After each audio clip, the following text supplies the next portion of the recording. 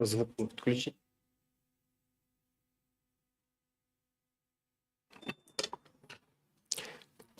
Hayırlı gün. Biz Romeo һәм Джульетта спектакле премьерасына багышланган матбугат конференциясына җыелдык. Һәм безнең кунакларыбыз Шарова Луиза Николай кызы, Кариев исемендәге Казан дәүләт татар дәүләт яшь тамашачы театры директоры, Кызыкбаев Илсур Юлай улы, Мәҗит Гафури исемендәге Башкорт дәүләт академия драма театры режиссеры, Гатауллин Булат Илдар улы, Кариев исемендәге Казан татар дәүләт яшь тамашачы театры артисты, Калимуллин Фәнис Хафизулла улы, Татарстанның атказанган артисты, һәм безнең килеп җитәчәк Оскар Юнусов, Гауга төркем солисты. Соңрак Луиза, беренче сезгә сорау иде, ни өчен Ромео һәм Джульетта? Кемнең идеясе бу? Безнең Илсур Казакбаев, хәерле көн барыгызга да. Илсур Казакбаев безнең театрда инде моңа кадәр эшләгән иде, әле Гүзәл Рәмзилевның вакытында ук, һәм озын-озак балачак ул вакытта Мостай Кәрим әсәренә мөрәҗәгать иткән иделәр алар, һәм бу безнең өчен шундый сәламәскәр. Бу безнең өчен шундый уңышлы әсәр, театр өчен уңышлы әсәр булып чыкты кайсы яктан. Без аның белән фестивальләрдә, бик күп фестивальләрдә катнаштык. Төрле шәһәрләргә йөрдек һәм Алтын битлек премиясының лонглистына кердек. Һәм моннан тыш тагын шундый бер ягы бар, әле озын-озак балачакны эшләгән вакытта ук Илсур, сезнең труппагыз Ромео һәм Джульетта әсәренә әзер, мин бу материал белән эшләр идем дип хушлашкан булган. Мин инде театрга килгәч соң бу турыда белдем. Һәм Ромео Джульетта нәкъ менә шулай иттереп, идея ягыннан шулай иттереп туды. Инде безнең театр ягыннан караган вакытта минем инде моны кат-кат әйткәнем бар. Без һәм үзебезнең милли классик материалны да куярга тиешбездер дигән фикердә торам. Һәм шул ук вакытта дөнья классикасын да, чөнки нәкъ менә шушы классик материалларда без үзебез дә тәрбияләнеп үстек, барлык буыннар да тәрбияләнеп үсәләр һәм классик ул, шуңа күрә классикада инде аның менә Шекспирны хәзер укыйсың һәм аңлыйсың ни дәрәҗәдә ул бүгенге көнгә аваздаш һәм ни дәрәҗәдә менә бу кешелек дөньясының хисләре, тойгылары, эмоциялары да һәм шул ук вакытта каядыр барышы да үзгәрешсез, бар нәрсә дә кабатланып тора һәм Ромео һәм Джульетта безнең караштан, безнең карашка ул бүгенге көндә бик актуаль һәм яшүсмерләр аудиториясе өчен шулай ук аваздаштыр дип уйлыйм. Рәхмәт. Илсур әфәнде, әйтеп китсәгез, менә дөнья күләм классиканы милли театрларда кую аермалганда, мәсәлән, татар сәхнәсендә кую нинди үзенчәлекләре булды? Ни дәрәҗәдә кыен? Яки җиңелме, киресенчә?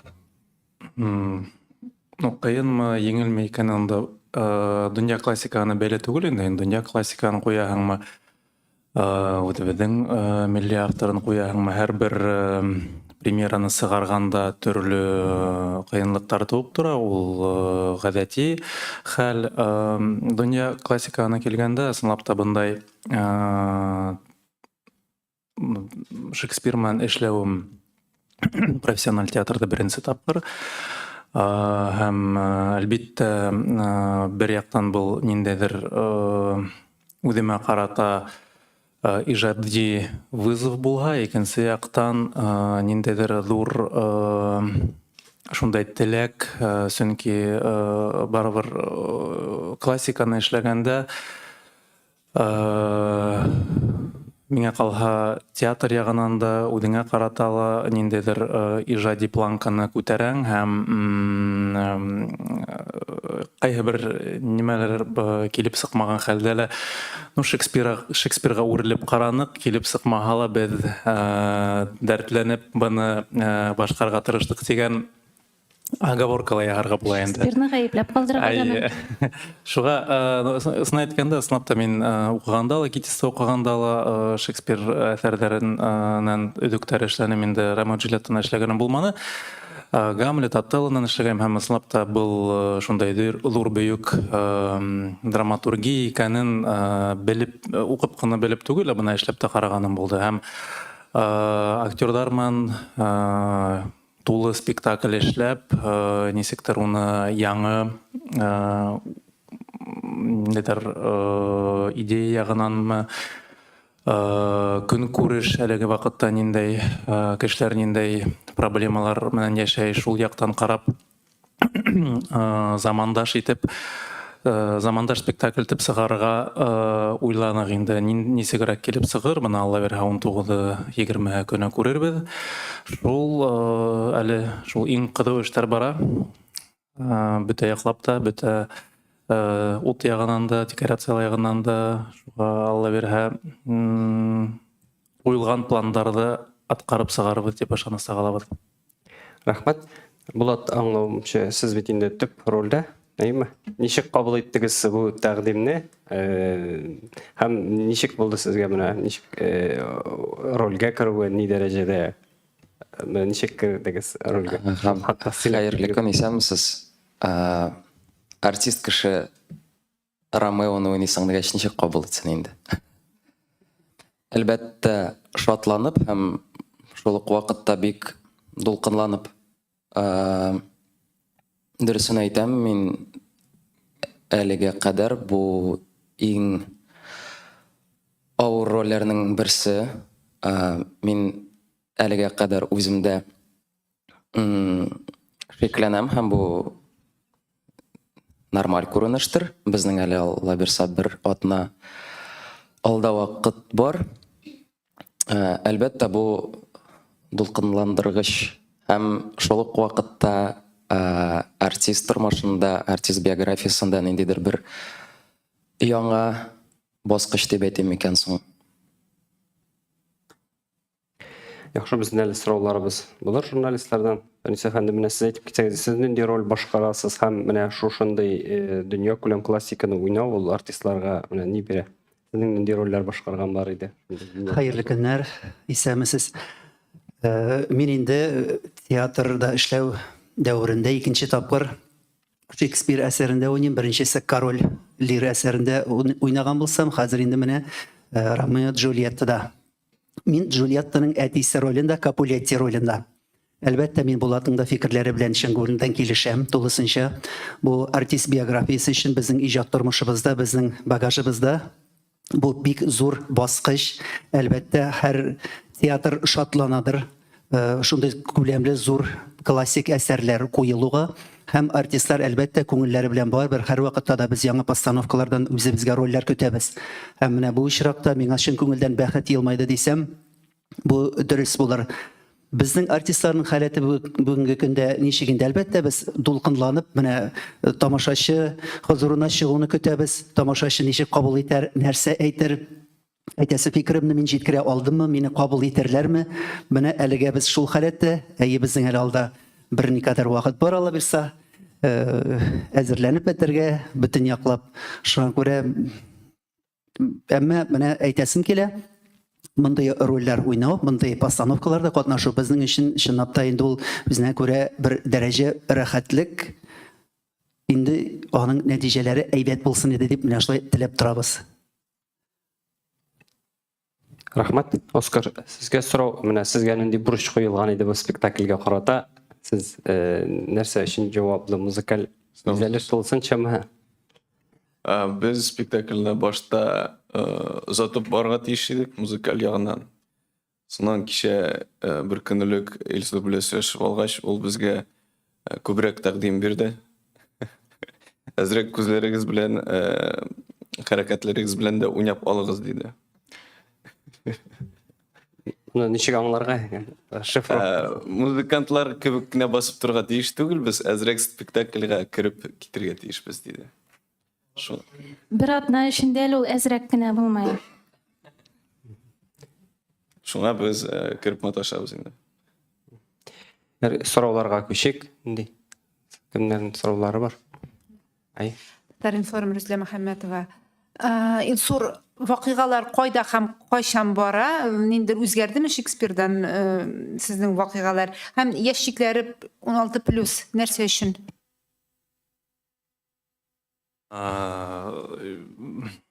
Вакыты буенча һәм без художник менен эшләгәндә инде уны нәкъ безнең вакытка яки булмаһа Шекспир вакытына тип вакыт нисектер тәгаенләнмәдек. Без уны русча әйткәндә вневременно итеп калдырырга тырыштык. Шулай ук Веронала бара, бер бәләкәс кенә кисәге Мантуяла бара. Шекспирдагы кебек 16+ка килгәндә инде бында мин беренче тапкыр әйтмәйм, инде Шекспир үзләренең әсәрләрен язганда онда ниндәйдер возрастной ограничение булмаган. Онда бөтәһе карагандар, балалар да караган, оллар да караган, чөнки һәм оның Шекспирдың бит инде балалар өчен дигән драматургия юк, я булмаһа үсмерләр өчен. Шуңа нисеге әйтергә, һәрбер әсәрендә кеше үлә, уны бернисек тә алып ташлап булмай бит инде. Шуңа был яктан үзебез уны алып ташларга мөмкинчелек юк иде. Шуңа шундайрак гымта яһап, шундайрак возрастной ограничение куйдыгын 16+. Шунан мөхәббәт бит инде. Әлегелә баягы унда булай гына теге танышу түгел бит инде. Кем Шекспирдың әсәрен, сюжетін белә, унда ир менән катын арасындагы мөнәсәбәттәр бар. Әлбәттә ул теге ниндәйдер теге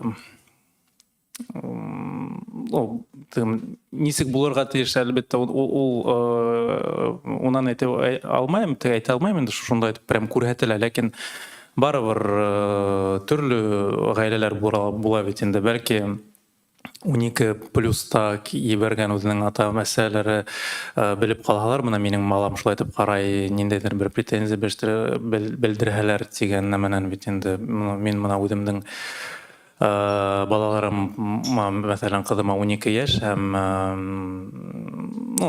төрле контент була бит инде. Һин уны телевидениедән да карарга рөхсәт итәңме, я булмаһа интернеттанмы? Әлбәттә, телевидение, интернет ул яктан нисектер ул гел, во-первых, под рукой, ләкин икенче яктан уларга гел с них как-то взятки гладкие, улар рәхәтләнеп күрһәтәләр, ә менә театр ягына килһә, һәр береһе кому не лень төртеп маташа инде шул яктан. Шуңа был яктан шундайрак 16+, чтобы нык рьяные кешеләр, которые вдруг захотят нәмәшләргә, чтобы не было нишләп уны балаларга күрәтәгә. Без бит не можем бөтенләй әйтергә. Шекспир шулай итеп язган, ул вакытта бер ниндәй дә возрастное ограничение булмаган дип.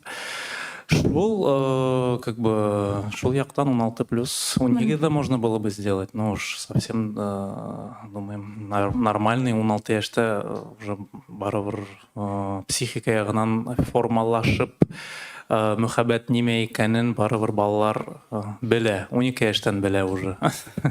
Теге беренче мөхәббәттәр, үземнең кызымдан алган уже менә мөхәббәт башта берендә дә укый, только мөхәббәт. Вот, шуга.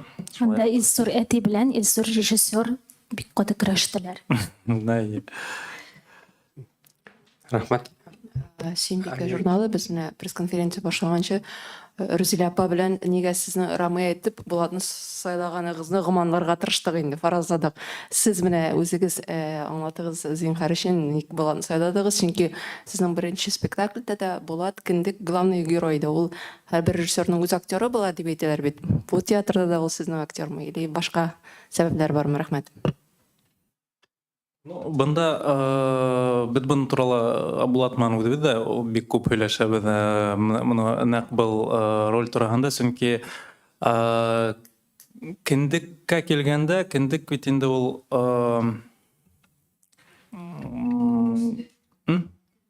Киндектең унда төрле вакыттары бар. Унда ул үзе бер яктан бала булһа ла, теге олы инәйдең әйтүе буенча, һин балалыктан бер яктан бер гасында сыгып бетмәйң, шул менән һин бәхетле. Бында килгәндә был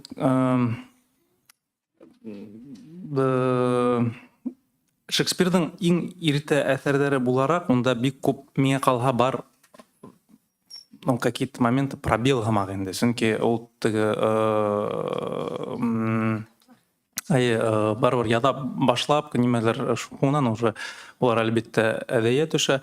Һәм бында менә шу Ромеоның, ну шулай ук Джульеттаның ягынан, күбрәк Ромеоның инде ягынан төрле моменттар бар теге. Без үзебез дә менә һөйләшеп карабыз, кайсы сакта поступоктарын тулыгынса аңлап җитмәгән кебек инде. Һәм менә һезнең нишләп Булат менән караганда, был яһәттән ул актер анализ эшләй ала, үзгәрүгә, үзгәрештәргә аңлап карай, чөнки ысынлап та кайсы бер моменттар һуңгы вакытта гына килеп сыга. Һәм төп шул хайлаудың сәбәбе ысынлап та Булаттың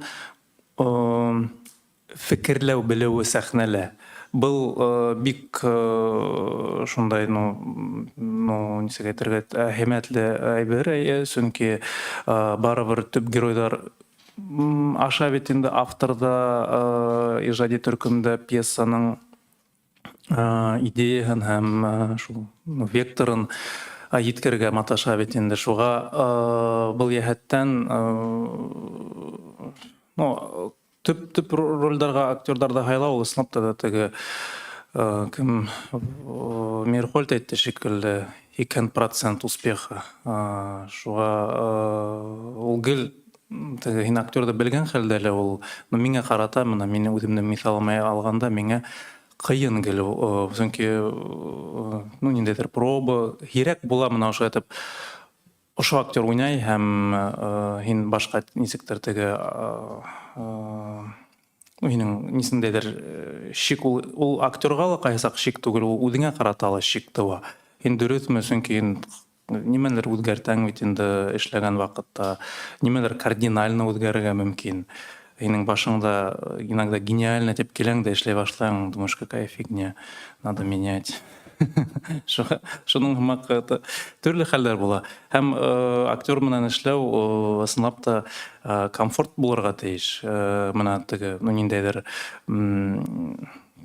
теге внутренний теге нисектер тоемлауда микән, һин бит инде как ул бит творческий ижад, ул һиңа һин ошо эшлә, ул шуны эшләргә тиеш түгел, әйбер түгел бит инде, ул барыр гел диалог. Режиссер әйтте һәм бөтен актерлар шулай йөгереп китеп эшләгән дигән һүз түгел бит инде ул. Гел һин улар менән дә кәңәшләшәң, һез нисек уйлайһыгыз, һәм теге шул яктан айлайың инде актерларда ла. Рәхмәт. Гөлүзә әйтсен. Хәерле көн, Татар-информ, Гөлүзә Ибраһимова. Джульетта ролен кем башкара? Ни өчен ул кеше сайланды һәм Ромеога ул кыз белән уйнавы ничек? Бәлки ул башка Джульетта теләгәндер. Кемгә? Режиссерга беренче сорау. Ни өчен Джульетта? Ул Булатка, наверное, Кем күбрәк. башкара Джульетта ролен? Икенчесе ансы. Джульетталар безнең икәү,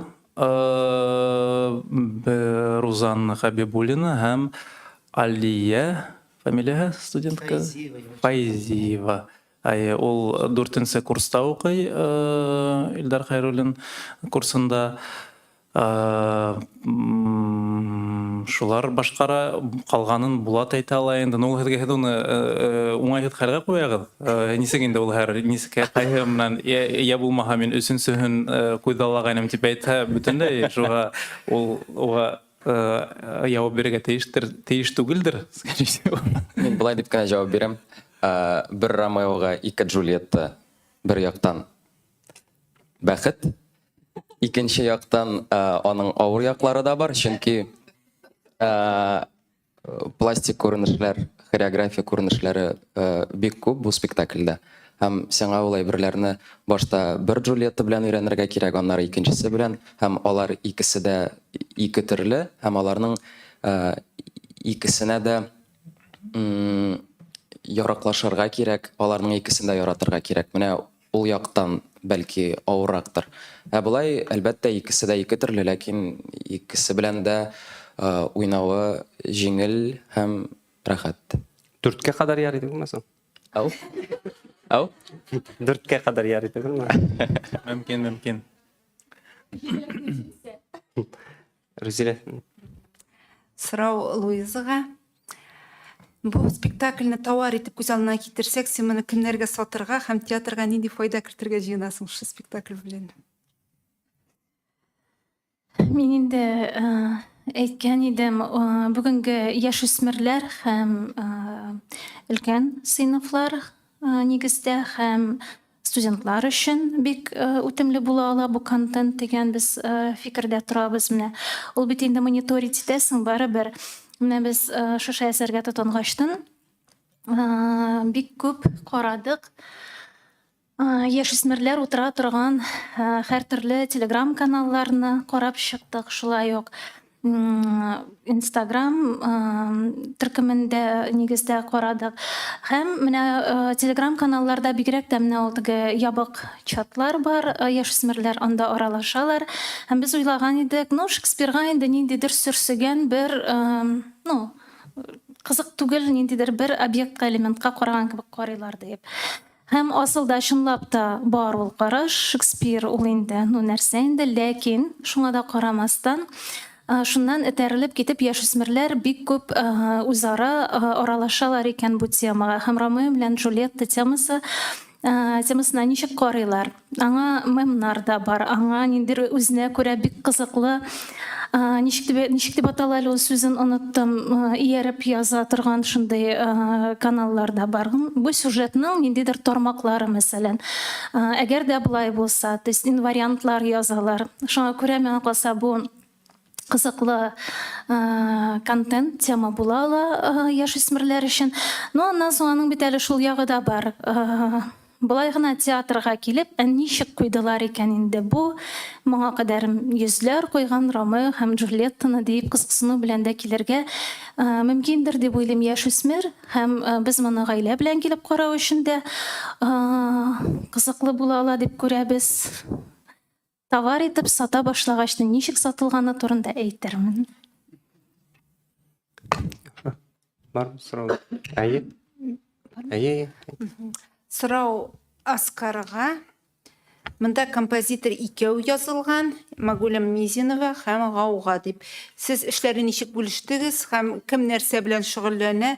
Һәм бу музыкаль спектакль дәрәҗәсендә мында музыка, әллә ул бераз бизәп җибәрү өчен генәме? Музыкальлек монда ни дәрәҗәдә? Бизәп җибәрү өчен булырга тиеш, булай бик күп килеп чыкты булай. Магуль белән без бер генә күрештек, ул бер репетициягә килгән, ул Уфадан үзе. Танышып киткәч, без ул башта безне тыңлады, соңнан сезнең эшкә кушылмыйм, сез үзегез беләсез диде.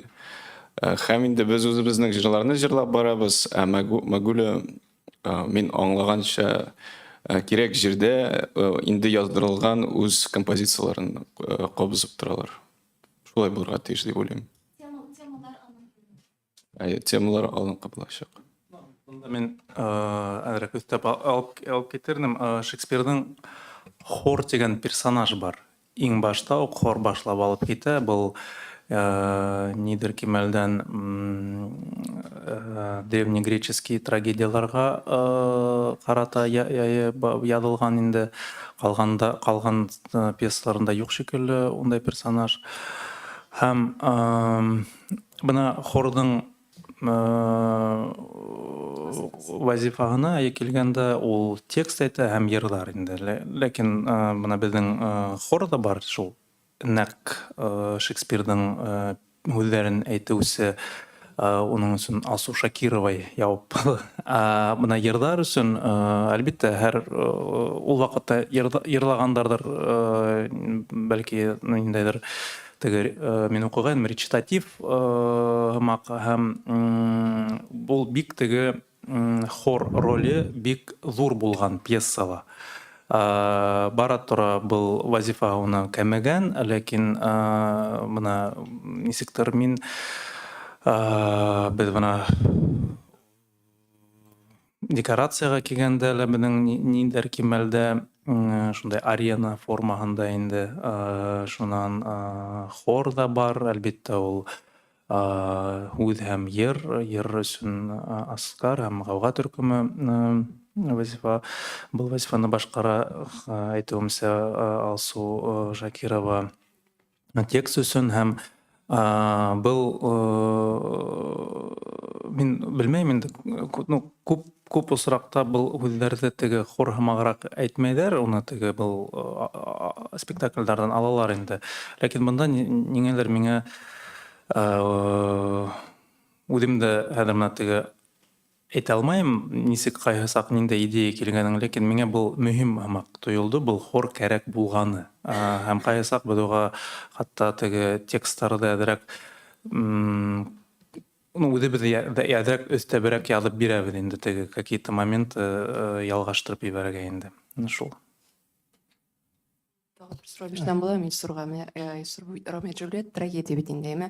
Анда йәш үсмерләр, аларға 14-15 йәш, һәм алар үләләр. Сездә дә шулайдыр инде дип финал әйме? Хәзер бит инде йәшләр, менә хәзерге заманда әйтәләр, бик психология яктан бик хәлләре куркыныч, теге суицидизмда бит чәчәк ата. Менә шушы мәлдә сез бу спектакльне нинди акцентлар ясадыгыз? То есть мәхәббәт өчен үлүгә ниндер бер һәйкәл ҡуйыу. Улар бит мөхәббәт өсөн үлмәйҙәр. Юҡ, унда улар бит бергә була алмағанлыҡтан. Юҡ, мөхәббәт арҡаһында түгел, мөхәббәт арҡаһында улар йәшәрҙәр ине. Улар мына ата-әсәләренең, унда бит ике тема, ике основной тема, береһенән була алмай. Һәм башланып китә мөхәббәт темаһынан түгел, хеҙмәтселәрҙең һуғышыуынан башланып китә. Һәм унда Шекспирға был бик мөһим әйбер. Улар бында мына ата-әсәләрҙең бер-береһе менән килешә алмауын сағында. Мына шуға был яҡтан уны бында ниндәйҙер теге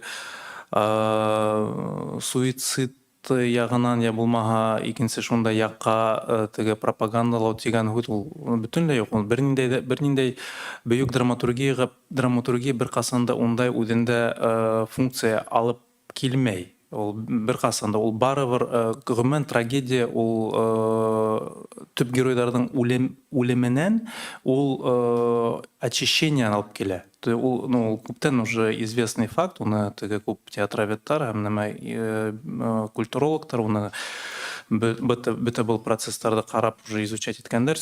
Һәм үҫмерҙәр яғына килгәндә мин әйтмәҫ инем, улар нәҡ беҙҙең ваҡытта уларҙың нисектер суицид яғына я булмаһа ҡайһы бер икенсе яҡтарға теге насар тип әйтәйем микән моменттарға прям ныҡ активлаштырып китәләр. Юҡ, улар гел просто хәҙер интернет һәм связь булғанына беҙ уны ныҡ беләбеҙ, күп беләбеҙ. Ә элек совет заманында, я булмаһа 90-сы йылдарда беҙ үләкбеҙ, белмәй инек. Ауылда я булмаһа береһе аҫылынһа, беҙ уны белә инек. Икенсе ауылда береһе аҫылынһа, беҙ уны просто белмәй инек. Шуға уның статистикаһын ҡараһаң, мне кажется, ул примерно гел бер төрлөрәк. Булалыр ул, но театрға я булмаһа берәй фильмдарға теге килһәң, унда барыбер самоцензура тигән нәмә бар. Унда бар авторҙың барыбер, как сказать, үҙенең внутреннетические какие-то моменты. Шуға ул яҡтан бала кино ҡараны ла, шунан я булмаһа берәй нәмә ҡараны ла, шунан барып нисектер эшләне ул может маленький процент булырға, конечно, потому что беле булмай. Я не знаю, әле лә кемдер-кемгәлер машинала на красный свет не уступил, килтереп үлтереп китәләр ведь инде. И вот как он рассматривать? Кем виноват? Красный свет светофора, что он чуть позже не загорелся. Вот, шуға был яқтан как бы этот причина в нәмәлә әҙәбиәттә я булмаһа бөтөнләй шул сәнғәттә эҙләү миңә ҡалһа дөрөҫ түгел. Сәнғәт барыбер особенно Шекспир ул барыбер бик гуманный автор. Барыбер бына ошо бөтә нәмәләрҙе алған хәлдә лә ул барыбер ул человеколюб, ул барыбер кешене ярата. Сөнки любой карагаң барбы ниндейдир геройдары уның импонирует. Былай булга уны 400 елдан ашу театрдар по всему миру куймас ине. Бир элендендиги шундайраак темаларды проповедовать иткән булга дип әйтәм инде. Рахмат. Бу сорауга менә Фәнис җавап бирсә дә кызык булыр иде. Ул нәкъ менә ролен башкаручы буларак, менә сез ничек уйлыйсыз бу проблема хакында? Тагын нинди проблема булды әле безнең? Менә бу ничектер теге яшьләргә теге суицид пропагандаларга ярамый дигән әйбер бар бит инде хәзерге заманда. Ә ул спектакльдә мәсәлән шушы әйбер күрсәтелә. Сез ничек карыйсыз? Менә ничек итеп бу теге Бу инде миңа калса һәрбер баланың үзеннән килә һәм өйдәге тәрбиядән дә килә дип әйтәсе килә минем. Әлбәттә, безнең максатыбыз балаларда андай начарлыкка этәрү түгел. Дөрес, менә бүгенге көннең вазгыяте, әлбәттә, төрле сораулар алдына китереп куя безне. Әмма ләкин инде без белмим инде һаман сайын ниндидер бик җиңел әйберләр белән генә, теге бик уйландырмый торган, шундай рәхәт кызык нәрсәләр белән генә бара алмыйбыз. Дип уйлыйм, барыбер баланың да фикере булырга тиеш һәм без инде моны бик аның хәтле дәрәҗәдә бирәбез дип уйламыйм балаларга. Менә шул ниндидер начар юлларга кереп китсен, менә Ромео белән Джульетта мәхәббәтләре хакында, бергә булмаулары хакында, бу хакына үзләренә кул салдылар һәм сез дә шулай булыгыз, әлбәттә шуның белән генә сез җиңә аласыз дигән фикер юк бу очракта. Әлбәттә, бик катлаулы да сорау бу. Бигрәк тә бүгенге көндә әйтәм бит шундый бәхәсләр барган вакытта. Бер көнне без театрда психологлар һәм гуманный педагогика юнәлешендә эшли торган педагоглар белән әңгәмә корып сөйләшеп утырдык. Нәкъ менә шушы темаларга сөйләштек.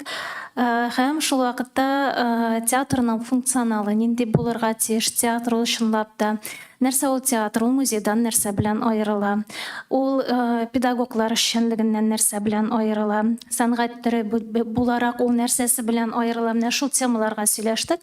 Һәм шуннан да без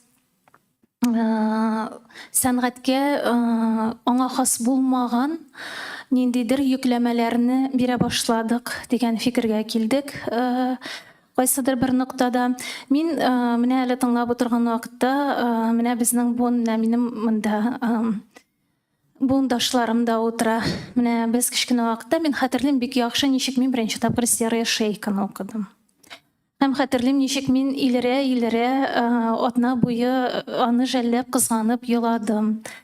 Нәрсә була бу очракта? Менә бу классик әсәрдән нинди тәрбия алып чыгасың һәм нинди эмоциялар алып чыгасың? Ул бит менә шушы кичкенә генә бер классик, бәләкәй генә бер әсәр балада кузгаткан эмоциялары белән алга таба аның ниндидер эчке төзелешен билгели. Әгәр дә мин бәлки ул эмоцияларны алмаган булсам, мин бәлки ничек дип әйтим, мәрхәмәтнең нәрсә икәнлеген белмәс идем. Мин бәлки сострадание дигән төшенчәнең нәрсә икәнлеген белмәс идем. Һәм тагын шундый чагыштыру китерә алам. Без Мумуны сөйләдек бугай, Муму әсәрен нишләтергә бу очракта дип. Һәм тагын безгә ничә яшьләр булды микән? Бер 8 яшьләр булды микән инде. Экраннарга чыкты Дэвид Линчның Twin Peaks фильмы, сериалы. Һәм ул башланып китә беренче сериясыннан ук табалар яшь кенә кызның гәүдәсен үтереп ташланган һәм сериал буенча вакыйгалар шуның тирәсендә бара. Ләкин аның тирәсендә генә бармый, Линч ул шундый бик ничек дип әйтим микән? Бик жесткий режиссер дип әйтсәм дөрес булыр микән инде? Ул безне кызганып тора торган режиссер түгел. Ягъни мәсәлән шул Тарантино бу очракта без нишләргә тиешбез? Миңа калса нәкъ менә шушы Илсурның әйткән сүзләрендәге мин дөреслекне һәр режиссер, һәр сәнгать кешесе өчен төп лейтмотив һәм төп умыртка дип билгелим. режиссерның, иҗат кешесенең үзенең эшендә булган этик кагыйдәләре нәрсә аша атлап чыга алмый ул. Беркайчан да бер генә сәнгатькәр дә кулына балта күтәреп башламый. Әгәр дә ул балтаны күрсәтә икән, димәк ул аны без ниндидер чистарыну усын һәм ниндидер ничек дип әйтим, үзебезгә нәтиҗәләр ясасын өчен эшли сәнгатьтә. Рәхмәт. Әйе. Әйе. Ике сорау. Беренчесе, бөтенегезгә буламы? Менә бу Монтеки һәм Капулеттилар тарихы, Ромео Джульетта, ул безнең татар менталитетына туры килә. Саларны татар абзые, татар егетләре, татар кызлары дип күз алдына китерә аласызмы? Булат та җавап бирсен иде, әтисен уйнаган Фәнис тә җавап бирсен иде. Һәм Илсурда башкорт менталитеты турында шулай ук. Икенче сорау сразу биреп куям. Илсур, син бу юлы куеп бетереп киткәндә, мин бу театрда тагын шуны куя алыр, нәрсәне куя, әйтеп китә аласың. Рәхмәт. Ромеодан башлаган, моны татар егете Рамазан дип күз алып буламы? Без бу темага Рузилә апа белән сөйләшкән идек инде, нәкъ менә шунда. Һәм бәхәскә дә килгән идек бугай сезнең белән бу темага. Минем фикерем шул сорауыгызга шул ук калды. Кеше ул бары бер кеше. Һәм мәхәббәт тә, нәфрәт тә, дөньяга караш та кешедән тора, милләттән тормый. Менталитет дигән әйбер бар. Әлбәттә, нәрсә әйтергә телисез Татар менталитет деген? менталитетына туры киләме бу? Менә син татар егете буларак Ромеоны шын үзең итеп кабул итә аласыңмы? Миңа калса, әлбәттә, монда ниндидер милләткә бүленү дигән әйбер дөрес түгел кебек. Татар малай шуны эшли аламы инде? Нишләп мин нәрсә белән аерылам башкалардан? Юк, мин Ромео эшләгәнне дип әйтәм. Әйе, аңладым. Идегез кара йөзләрне искә төшерик. Яхшы. Фәнис, сезгә Капулеттина, Кутбетдин агай дип күз алып буламы? Кайсы милләттән булуына карамастан проблема бар, әйме? Әмма ләкин менә мин татар кешесе буларак үзем бындай адымга бара алырым икән, мин бара алмас идемдер. Җавап бирә алдымы сорауга? Әйе. Илсур. Бында нәт мына ошо Шекспирдың сюжетына таянырга кирәк түгел, чөнки ул бит обобщать итә. Ул мына мәсәлән бер урамда, авылда бер-беренә ут күршеләр, мына мен әле генә төрле новостилар була бит инде. Мына әле бер подъездда безнең Уфала нимәләр ылышып киткәндәр дә һәм сыкканда уның машинаган ут төрткән. Улар, оказывается, уже елдар буе ике ут күрше бер-берен күрә алмай яшәгән. Ярай бысак каламаган. Ул бит инде нәкъ һәм ошо ирдең һәм бу ирдең кыз менән малай булып һәм улар нәкъ шулай мөхәббәт булырга тиеш дигән үзе аңлашылмый. Күп осрактар бар, когда ниндәдер ата-әсәләр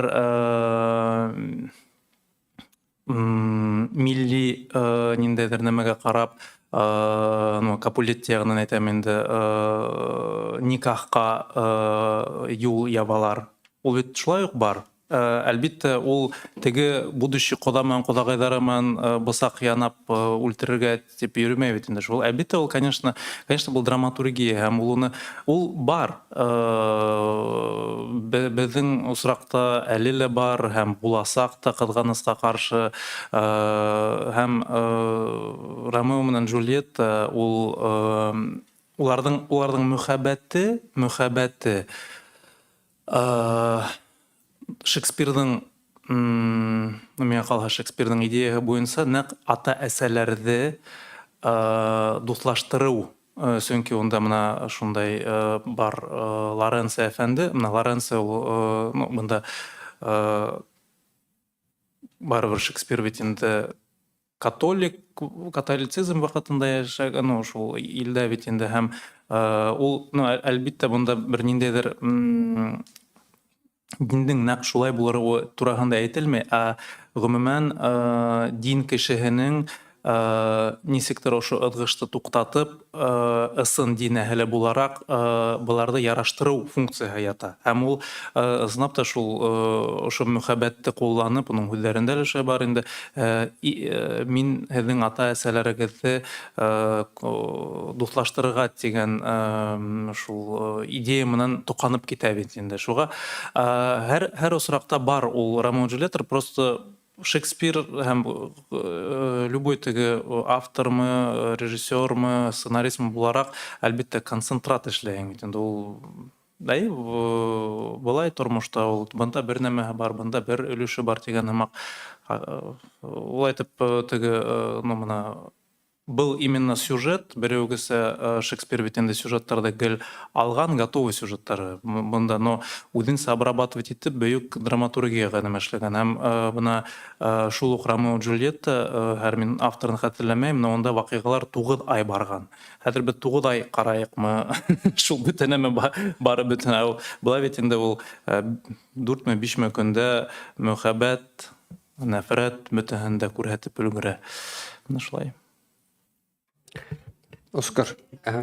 Оскардан да Сұрауың сөйті келген еді. Икенсе Хәзер өлеше? Оскардан да тотарда шошындай теге хор бармы деген. Мин әзерәк шиттән ҡарап торғас спектакльне, без сәхнәдә ултырсаҡ та артистларны ҡарайбыз, күҙәтәбез. Татар менталитетынан айырмасы юҡ, чөнки татар артистлар уйнай. Мин кереп киттем, ышандым, татар ауылы, татар халҡы икән дип. Икенче сорауға, нендей спектакль? Киләсәктә нендей спектакльләр көтәргә? Еще бер айына бар, әле уйламаным ысынлап. Әле бының менән башҡатҡан. Посмотрим, Алла бирә. Сер булып ҡалсын. Өченчесе алдыннан менә шул ваҡытта шуны уйлаган иде дип әйтәбез инде былай булғас. Сораулар бармы? Күпме ваҡытны булсы алды барлығы сез Ҡазанда ничә көн булдығыз, артистлар белән күпме эшләдегез? Бу спектакльдә башыннан. 2 ай тирәһе. Беҙ ҡасан? 15? 15 августтан аңа ҡәдәр инде текстлар белән эшләнгән иде. Без Илдус Әхмәтҗановның инде шулай уҡ теге барыбыҙға да билгеле классик булып килгән тәржемәсен алдыҡ, ләкин текстлар белән шулай уҡ тағын эшләй өҫтәмә Резеда Ғабаева, Резеда Зәйниева. Алар Илсур килгәнче һәм инде артистлар белән эшкә керешкәнче җәй буйы эшләгәннәр иде. Хәзер менә ай ярым, 2 ай була инде. Текстлар гел шиғри формада спектакль. Юҡ, унда Шекспир үҙе лә гел шиғри формала яҙмаған. Шунан Әхмәтҗанов переводында ул Пастернак переводын алған тәржемәһенә. Ҡайһы саҡта беҙгә бында теге татар переводы ғына түгел, бына рус переводының да 6-7 вариант, һәм ҡайһы саҡта по мысли бына ошоно алғанда тип шул йәһәттән беҙ ҡарайбыҙ инде теге переводтарҙы. Сөнки шул уҡ менә иң теге известный фильмды алғанда Ди Каприо менән улар шулай уҡ 2 переводты ҡулланғандар тәржемә ваҡытында. Ҡараһаң, улар үҙҙәре шекспировский текст итәләр, английский, ә беҙҙекеләр тәржемә иткәндә Щепкина, Коперник менән Пастернакты алғандар. То есть тоже микс бара. Шул йәһәттән ул йәһәттән ысынлап та күбеһе шулай итеп ҡуллана. Ул яҡтан нисектер ҡызыҡлыраҡ, теге объемныраҡ та килеп сыға. Рәхмәт, Айрыз. Тағын Илсурға сұрау. Илсур безнең Татарстанда ул иң популяр режиссер инде, безнең әйеміз ничә спектаклен ҡуйылды, һәм ғәҙәттә бер спектакль ҡуйғанда уже икенсенең заказы белән ҡайтып китәсең дип беләм. Тағын ҡайсы театрҙарҙыр сиңә уже заказ бирҙеме? Тағын ҡасан күрәсәкбеҙ сине? Яңа ҡуйылыш. Белмәйем, икенсе йыл ҡарарбыҙ, Алла бирһә. Ҡайҙа? Мичурин театрында ҡуясың дип ишеттем, бу сүз дөрөсмө? Әйтәсе генә идем, барыбер сорай бит инде ҡабатлап. Һөйләшеүҙәр алып барыла. Сөйләшүләр алып барыла. Ярый. Әйе. Минем ортага кызлар нәрсә куя дип сорыйлар. Сөйләшүләр алып барыла. Ул Тинчурин театрының конференция булга шунда өйләр бит. Бunda бу икенче театрда Вопрос этики дип атала бунысы. рекламаштыру түгел бит.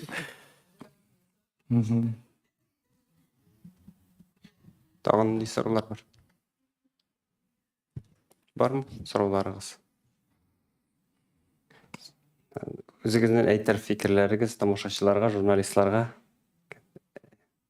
бармы? Театрда яратыгыз, килегез, карагыз, фикерләр менән алмашыгыз. Без диалогка асык һәм теге сынлап та төрле спектакльләр була, төрле нисек әйтергә, вакытта үзгәрә бит инде, вакытта бер урында тормай, шуга был яһәттән фикер алышыу, теге ниндәйдер тәнкыйть ягыннан түгел, ысынлап та без миңа калһа журналистлар да, ул матбугат, ул шулай ук сәнгать, һәм миңа калһа без бер өлкәлә, бер ниндәйдер сферала эшләйбез һәм был яһәттән һеҙҙе байытып бергә булһаҡ, миңә калһа яҡшыраҡ, тамашасыға гел һәйбәт, ҡыҙыҡлы тамаша тәҡдим итергә тырышабыҙ. Был беҙҙең бурыс, беҙ быға үҙебеҙҙең ғүмерҙе бағышлаған кешеләр һәм шулай уҡ уларҙың бер ниндәй ҙә спектакль тамашасыһыҙ булмай, ул нәҡ уның килеүе спектакльде спектакль итә, шуға беҙ әлбиттә тамашасыларҙы бик тулҡынланып һәм ысын күңелдән көтөп ҡалабыҙ. Рәхмәт, калгандарыгыз әйтер сүзләр бармы? Инде шуңа өстәп кенә әйтәсем килә, бер-беребезне безгә хәзер тагын да күбрәк яратырга кирәк һәм ҡәдерләргә, саҡларға. Театрда күрешкәнчә. Премьерага чакырып калабыз, килегез. Бик шат булырбыз сезне күрүгә театр залында. Рамея, сүзегез бар. Ромео нәрсә әйтсен, мин бик дулҡынланып килгән идем сезнең йылмаюларығызны күреп, янып торган күзләрегезне күргәч, бераз жан керде. Рәхмәт сезгә, бу очрашу бик кирәк булган сезнең белән. Рәхмәт, сезне премьерада көтеп калабыз. Һәм Оскар, сезгә дә сүз бирик инде.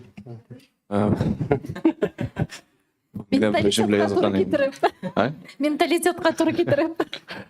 Мин артистларга һәм театрга уңышлар телим. Үзебез катнашсак та алар өчен күбрәк тулҡынланам. Рәхмәт барыгызга.